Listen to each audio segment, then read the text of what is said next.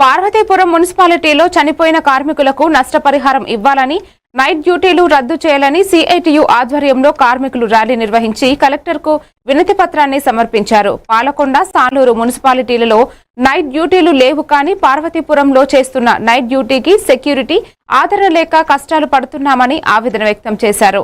వెంటనే నైట్ డ్యూటీలకు పరిష్కారం చూపాలని కోరారు.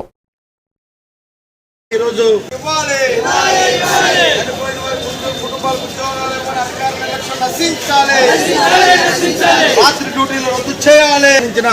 మున్సిపల్ కార్మికులు చనిపోయినటువంటి కుటుంబాలకు ఉద్యోగాలు ఇవ్వాలని AP municipal workers union CITU demand చేస్తుంది. ఆ డిమాండ్తోనే ఈరోజు కలెక్టరేట్ వద్ద ఆందోళన చేసి మా నిరసన తెలియజేస్తూ అధికారులకు వెంటనే విజ్ఞప్తి చేస్తున్నాం. ఈరోజు ఈ జిల్లాలో పాలకొండ, సాలూరులో చనిపోయిన కుటుంబాలకు ఉద్యోగాలు ఇచ్చి ఆదుకున్నాయి అక్కడ పాలకవర్గాల అధికారులు. పార్వతీపురం జిల్లా కేంద్రంలో మాత్రం అమలు చేయడం లేదు. దీంతో ఆ కుటుంబాలు రోడ్డున పడినటువంటి పరిస్థితి ఉంది. 2 ఏళ్లుగా వాళ్ళ కుటుంబాలు ఆర్థిక ఇబ్బందులు ఎదుర్కొంటున్నారు. వెంటనే ఉద్యోగాలు ఇచ్చి ఆదుకోవాలని డిమాండ్ చేస్తున్నాం. అలాగే జిల్లాలో ఎక్కడా లేని విధంగా రాత్రి డ్యూటీలు చేయిస్తున్నారు. దీనివల్ల కార్మికులు తీవ్ర ఇబ్బందులు పడుతున్న పరిస్థితి ఉంది.